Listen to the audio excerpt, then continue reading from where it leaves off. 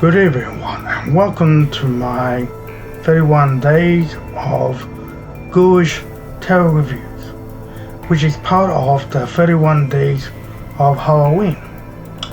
Tonight's review is on the movie Bonehill Road, which is about werewolves and a strange serial killer. The director is Todd Sheets and written by Todd Sheets. The plot of the film is about a mother and daughter, Emery and Eden Stevens, escape a violent domestic abuse situation only stumble into another. Terrified alone, they stranded in the woods after the car breaks down and crashes into a tree. They're hunted by werewolves.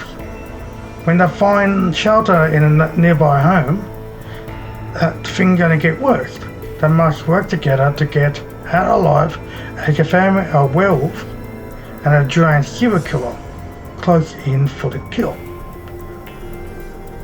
Like all my other reviews, we'll talk about likes, disappointment and dislikes.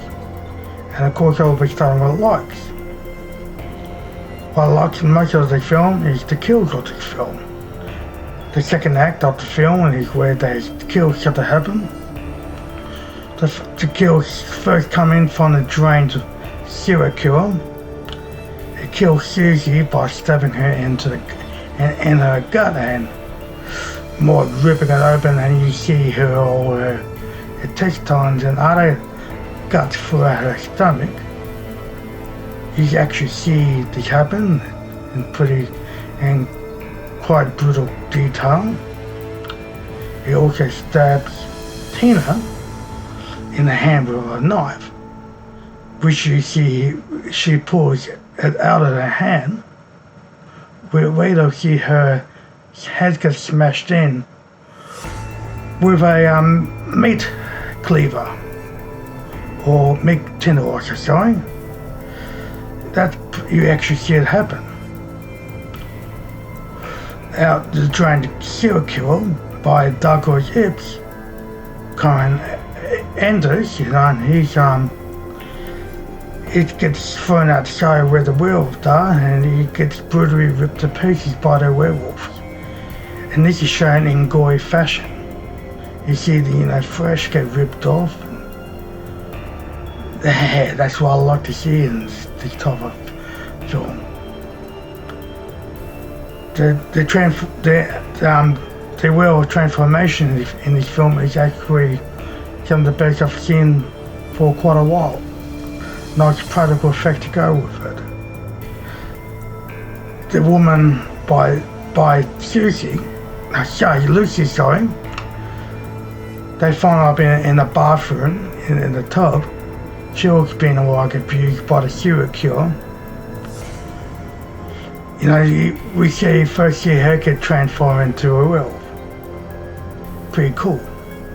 We see, her face completely changed into a werewolf look, and they see the claws come out of her fingernails, and her feet expand, and of course the claws come out of her feet into a cool looking werewolf. At the end of the film, there is a close edit scene after the credits, in which you see a couple more werewolves change into werewolves, which is pretty cool as well. The musical is pretty cool. It suits the mood of the film. The disappointment of the film I find is the overall directing, the story and the acting, and of course the screenplay. It seems very B-grade to me, and the dialogue can be quite bad at times, and the story is slow in the first act, and when it gets into the second and last act, and that's when all the kills start to happen. You have to get through the first act of boredom, more or less, to get to the second act where all the violence is going to happen. And I found the directing and the written script were actually some of what I've heard and had to witness. The pacing was okay, but the editing actually not so good. That's the same with the dislikes as well. Overall, when it comes to the verdict of the film, best thing about the film is overall gore effects and the kills and the werewolf transformation. And the dislike is the disappointment is the story and the editing and directing and the overall script and the acting. To me, it just seems so B-grade. And this movie was made in around 2017, and this movie was just, a lot of people say it's actually quite good, but it's so B-grade.